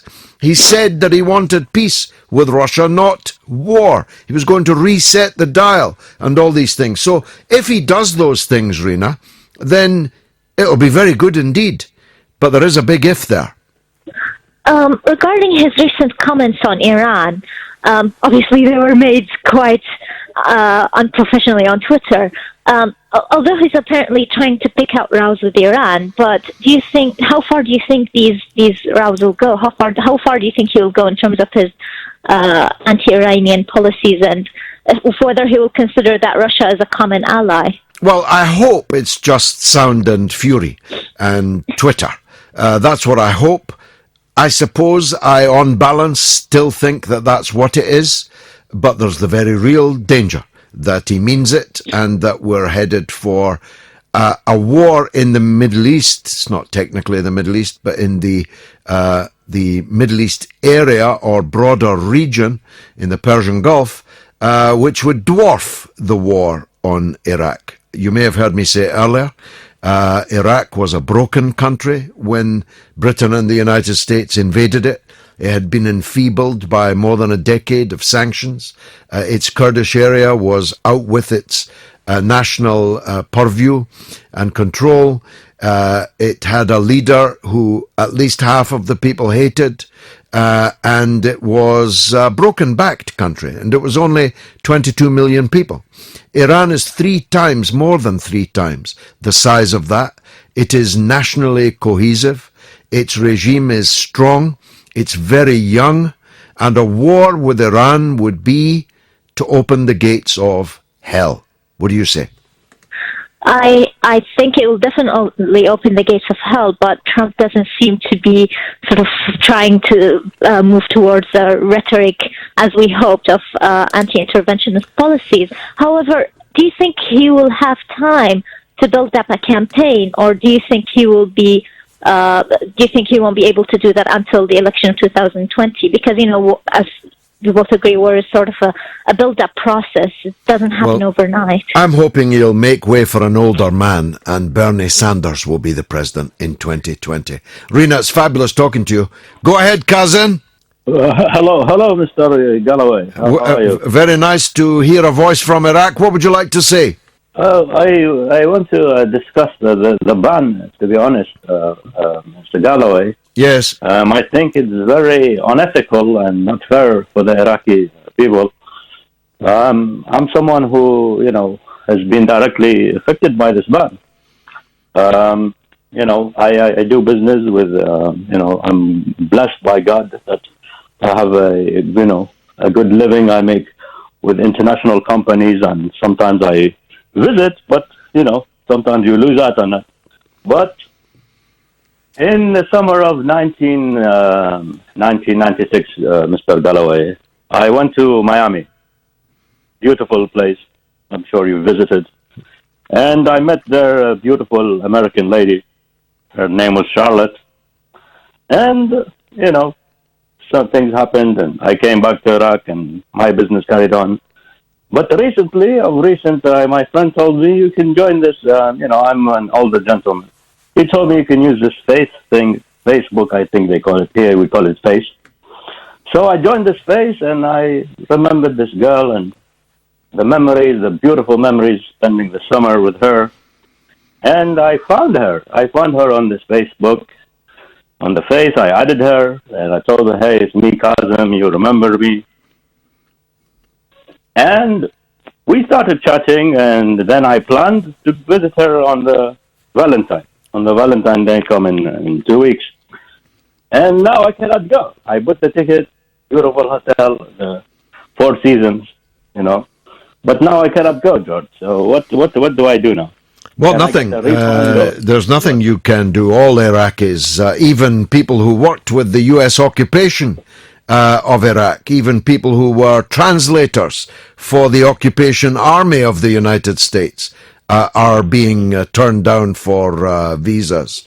You'll just have to have your Valentine's Day on Facebook, or she'll need to come to you, Kazan. But thanks for the call. Laura is in London. Let me hear from her.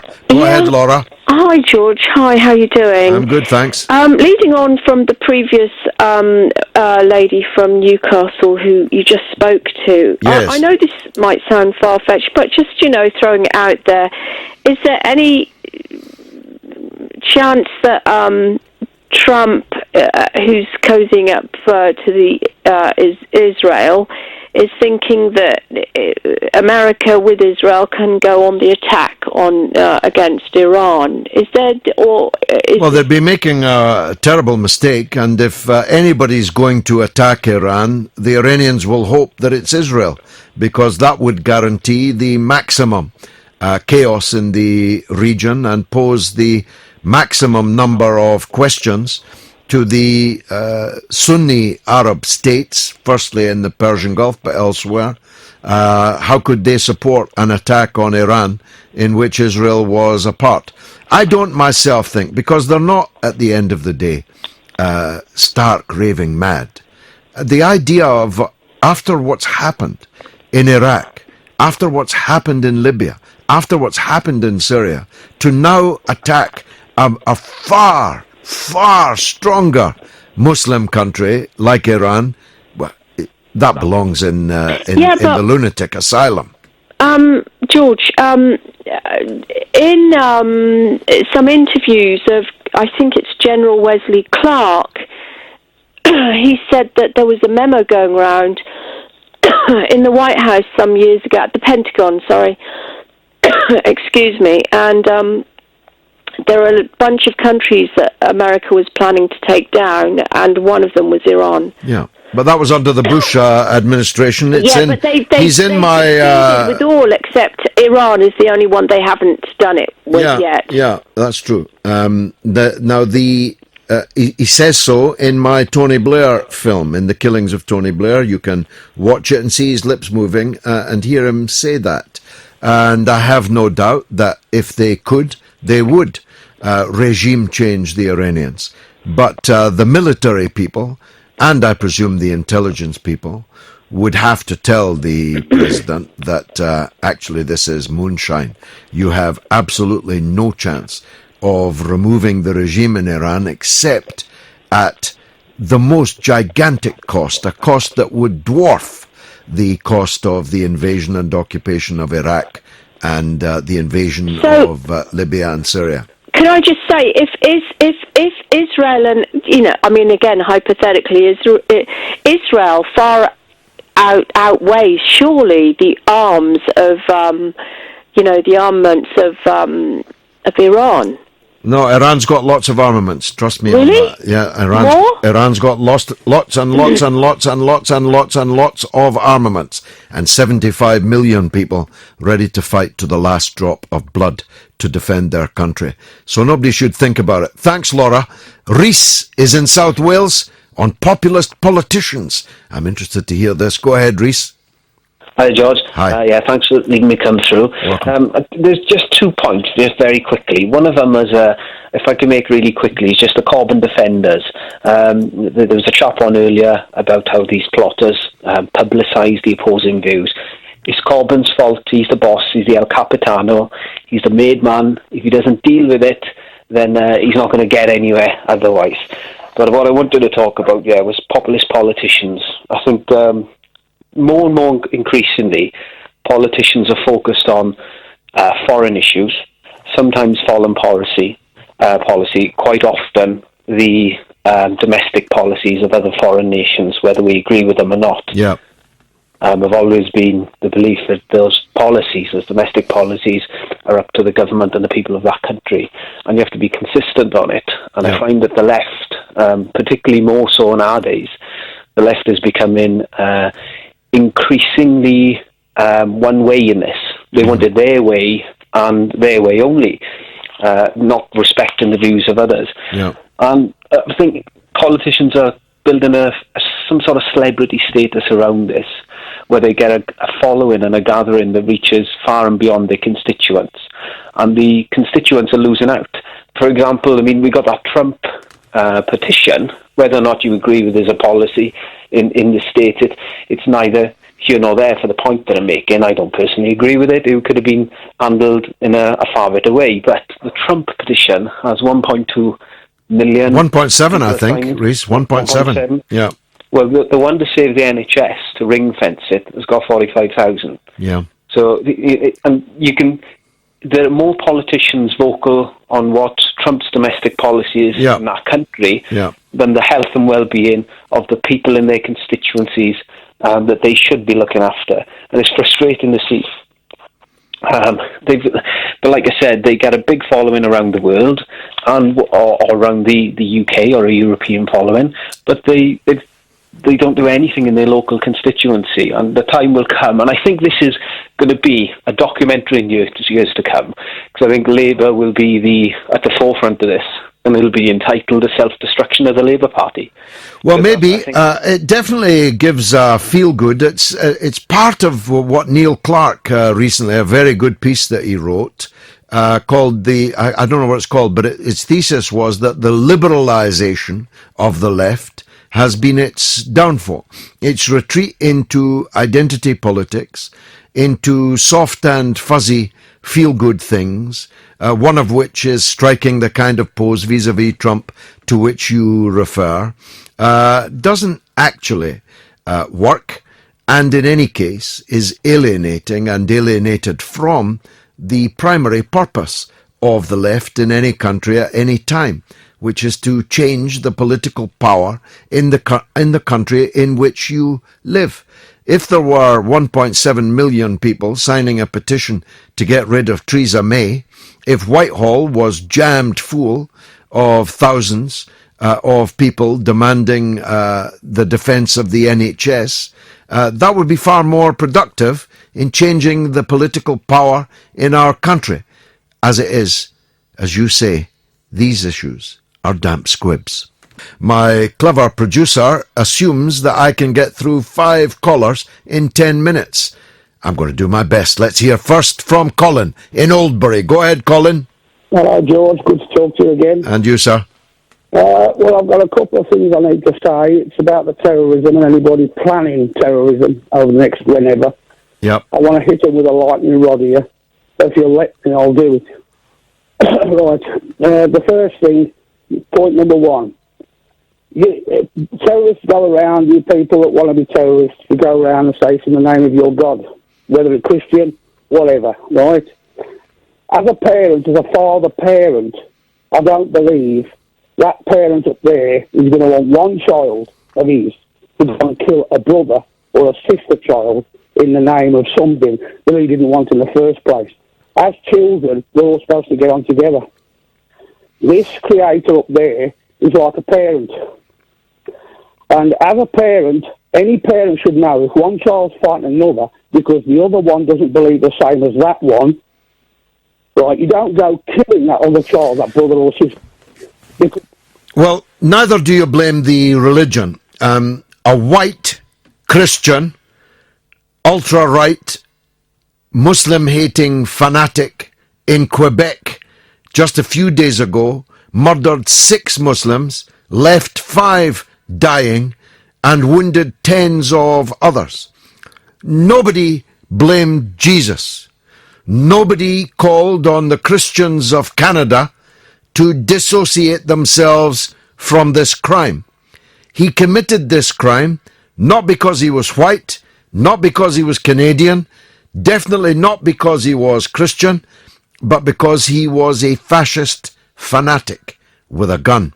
Colin, thanks. Gareth in the north of Ireland. Go ahead, Gareth.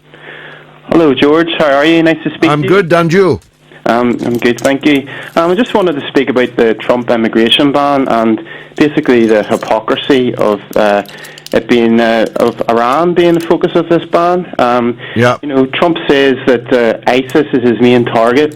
You know, I'm a Christian. ISIS hate the Iranians more than me. You know, why would Iran are fighting them in both Iraq and in Syria, whilst the United States has been assisting them. Yep, exactly. And the second point is the French presidential candidate Macron said this week that he fears the UK becoming a vassal state of the US. Well, if I could consider somewhere that is the dictionary definition of an American vassal state or colony, I would say Saudi Arabia is. And perhaps that's the reason why they aren't on the list. America has extensive interests in Saudi Arabia. It has members on the board of Aramco, the national oil company. So, you know, we can all see why Saudi aren't on Trump's list. The problem is, Gareth, we've all been vassal states. You in the island of Ireland, us here in the island of Britain, France. All these countries have been vassal states of the United States of America, and none of them should be. Britain might become a vassal state of the United States, but only if we vote for it. And if we don't want it, we have to organise and vote against it. It's been great talking to you. Sorry we're short of time. John is in Glasgow, where I am myself on Sunday night in Easter House. John, go ahead. Good evening, George. This vote this week, you've been talking about rebels and people still voting for Remain, but the situation in Scotland here is much worse. There is no representation. We have one MP who voted to support the exit. 58 others, including the Labour member, voted to stay in the European Union still. They're in denial up here. 40% of Scots, over 1 million, voted to leave, and this SNP administration continued to deny. They deny the Trump situation, they denied Brexit, and they still continue to deny the result of the referendum. Where is it going to end, George? Well, I suspect they don't deny it in private, John. As I was saying earlier this evening on Twitter, I'm sure they're perfectly aware that they have greatly overstated the love of the Scottish people for the EU. And if it comes to a choice in a referendum where the Scots are asked to stay in Britain or leave Britain and join the European Union, adopt the euro, wipe out their public services to meet the convergence criterion, and accept all the free movement of labour that can't any longer get into England and Wales to accept it all in Scotland, I think they'll get a big raspberry from the people, which is why I don't think they have the courage to have a second referendum, John. Well, they plough on regardless. They even deny there's nothing nationalist about them. They deny even all their own supporters. They don't have a single voice.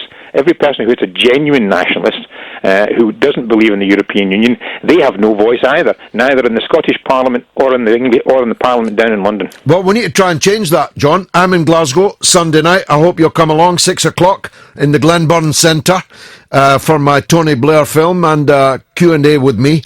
Hope to see you there. Steve is in Nuneaton on the MPs trying to undermine Jeremy Corbyn. Go ahead, Steve. Yes, George. A pleasure to speak to you this evening, mate. Thanks, pal. Yeah, welcome. Well, I think this has just been carrying on from, I think it's all Mandelson's work, this is, the real Blair side, target specific resignations, vote against the leader, even vote against Labour, undermine, slow things down. I mean, it was Mandelson that thought we were going to be increasingly acrimonious, keep undermining him, slowly disintegrate the following. Does he really think that people are going to go to someone like a Miliband or a Brown or a Chucker or somebody like that? They're utterly self-defeating in what they're saying, George. Yes, it's extremely destructive to their own party, but that wouldn't worry them, because for them, the cause that they serve is not the Labour Party, but the neoliberal economic idea and the neocon foreign policy idea of humanitarian intervention in war after war after war. They've all grown fat and rich on it, Steve, and they ain't going to stop now. And they've got a rump in Parliament which is absolutely dedicated to following the leader. The leader is Blair. But you're right, the devil's apprentice is definitely Peter Mandelson. Speaking of Peter Mandelson, let's go to Peter in Wigan, who I suspect is a very different kind of Peter. Go ahead, Peter. Very different indeed. Hi, George. Hi. Thanks for squeezing me in at the end. I appreciate it. Welcome. I'll try to be quick, and I've got a question for you at the end of this. I see that Peter Hain is a guest speaker at the anti-Trump Muslim ban demonstration to be held tomorrow at Grosvenor Square. When in February 2003 up to 2 million anti-war demonstrators were on the streets of London, Hain was a senior minister in the very same government that only a month later took the UK into the illegal war against Iraq. As Secretary of State for Work and Pensions, he proposed draconian measures designed to force claimants, including the sick and the disabled, back to work. He was also implicated in a scandal and police investigation involving more than 100,000 in donations. I'm astonished and appalled that Stop the War is giving credibility and the oxygen of publicity to a man who voted for an illegal and immoral war that resulted in the deaths of more than 1 million Muslims, Christians and others, the injury of many more and the displacement of more than 4 million people. The only place I want to see Hain is in the dock at The Hague, along with serial war criminal Tony Blair. My question is, what do you think, George? Well, I couldn't have put it better myself.